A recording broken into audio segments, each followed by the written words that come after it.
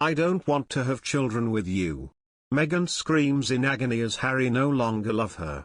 Prince Harry and Meghan Markle, the proud parents of two, are in news about their future plan for having more children. The Duke and Duchess of Sussex are raising son Archie, who is nearly 3 years old, and 9-month-old daughter Lilibet at their Montecito mansion in California.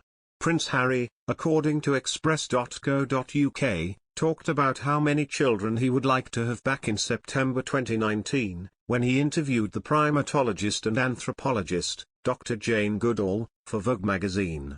In conversation with Goodall, Harry shared his views about parenthood and the responsibilities towards the new generations to come. The Duke said, "It does make it different.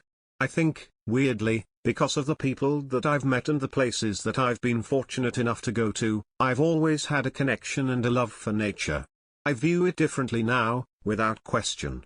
And continued, "But I've always wanted to try and ensure that, even before having a child and hoping to have children." Ms. Goodall rushed to add, laughing, "Not too many." And Prince Harry replied, "2, maximum."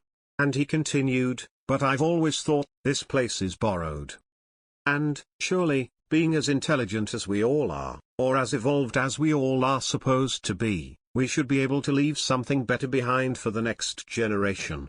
Harry's words suggested as he's not interested in having more children with his sweet wife Meghan Markle. Prince Harry was so unhappy with his life as a working royal that Meghan's work in helping him find an escape route should be recognized, a source has said. In his new book, Courtiers, The Hidden Power Behind the Crown, which is being serialized by the Times of London, Valentine Low cites a surprising source, someone who knows Harry well but remains upset about what Harry and Meghan did, as saying, "There is a part of me that thinks Meghan did Harry the greatest kindness anyone could do to him, which was to take him out of the royal family, because he was just desperately unhappy in the last couple of years in his working life. We knew he was unhappy, but we didn't really know what the solution would be. She came along and found the solution." Lowe, who is the respected royal correspondent for The Times, has previously alleged in the book that Meghan's treatment of staff left them, on occasion, shaking with fear.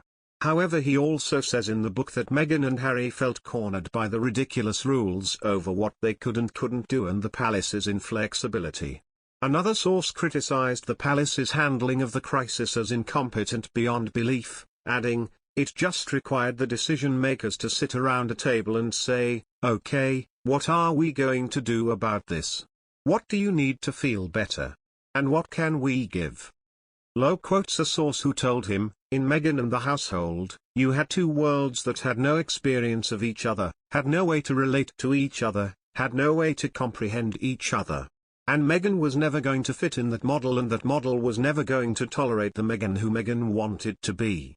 Lowe also adds, however, that in the early days of the exit negotiations, a serious effort was made to find a solution with 5 different scenarios being wargamed, which ranged from Harry and Meghan spending most of their time being working members of the royal family, but having a month a year to do their own thing, to them spending most of their time privately, but doing a select number of royal activities.